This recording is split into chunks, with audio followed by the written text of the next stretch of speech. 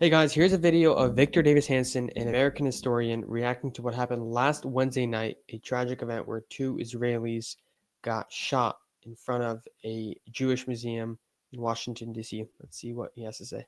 Recently, two Israeli diplomatic employees in Washington were shot. Apparently, the killer emptied his handgun and fired off 21 rounds, killed them almost instantly, and then ran into the museum where they were working and started to act as if he was a victim until he shouted out, "Free Palestine." What we're seeing throughout the United States right now is a lowering of the bar of what's acceptable in terms of violence. How can we get in there to justify this in some ways or contextualize it? So what we're seeing is two nexuses that come together and promulgate anti-Semitism. The unhinged come out of the woodwork because the general climate rewards that type of behavior. And what are we to make of this?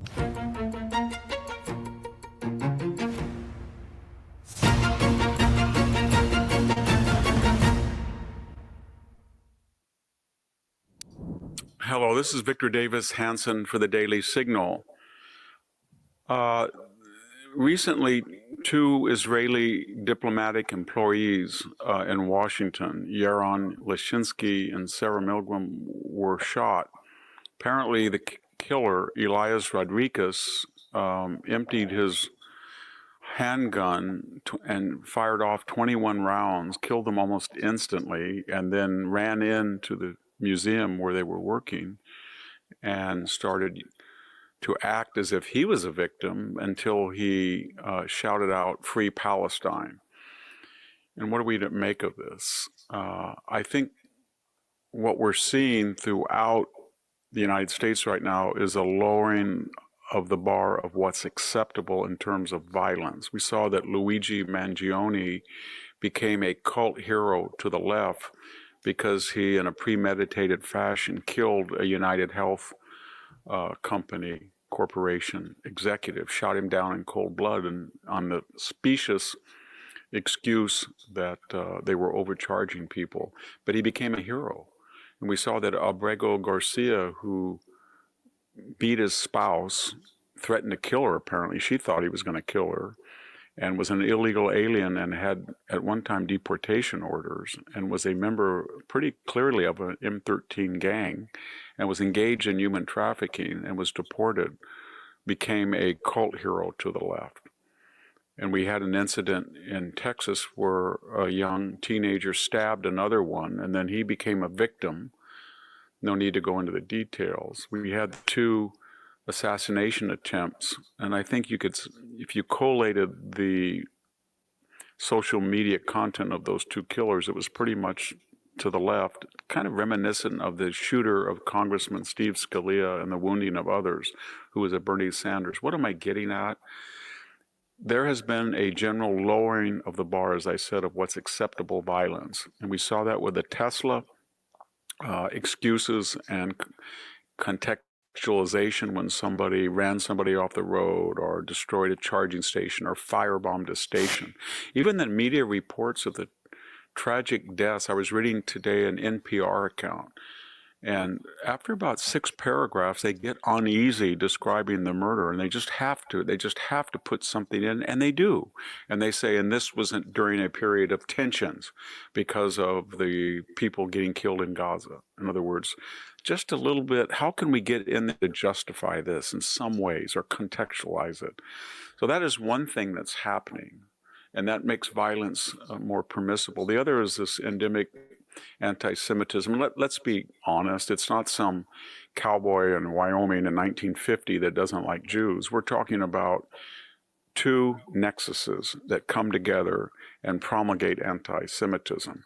The one is wealthy people in the universities, many in DEI, but not all, who feel that it's either in vogue or as DEI people, they cannot be criticized as victims for victimizing others, meeting foreign students from the Middle East. And in that cauldron, it becomes permissible to say, globalize the Intifada, river to the sea, the eliminationist rhetoric about Israel, storm a library, chase Jews into a library, damage the president's office, rough up a Jewish kid on campus. It was all acceptable. There were no consequences.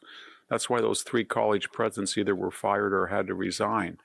So what we're seeing is that the unhinged come out of the woodwork because the general climate rewards that type of behavior. So Mr. Rodriguez thought, A, if I use violence, in this case, bring a gun into Washington, D.C. from my home in Chicago, and I have good, firm left-wing credentials.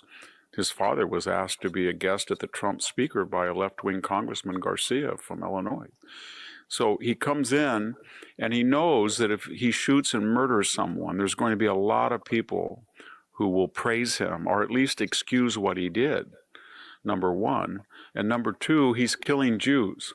So he knows on campus that one of the Harvard Review people roughed up a Jew and was given $65,000 honorarium scholarship from Harvard's one of the groups that sponsors Harvard Law School. Bottom line, this is going to continue until somebody says we're not going to put up with it anymore. You're not going to be a foreign student and come over to the United States on a student visa and spout hateful rhetoric and torment Jews and make it uncomfortable. And you're not going to be one of these elite students who crashes into the president's office at Stanford or crashes into a building at Columbia and thinks there's no consequences.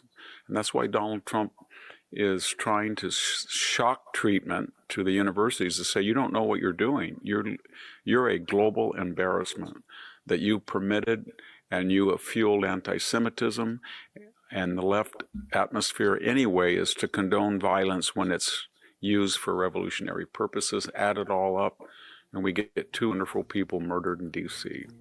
Thank you very much. This is Victor Davis Hanson for the Daily Signal. There you have it. It is pretty crazy how people are trying to justify by killing others and inciting violence just because of what's happening in Gaza, which is obviously unfortunate. And the blood is obviously on the hands of Hamas. And also, very big props to Donald Trump for stepping up right after what happened in DC and calling out Harvard and trying to defund them to make sure that this doesn't happen again. There's no violence and anti-Western valued people and students that try to propagate hate on the campuses and on the streets of America, and make sure that it doesn't happen again. Thank you so much for watching the video. If you want to watch more videos like these, please hit the subscribe button, and we'll see you in the next one.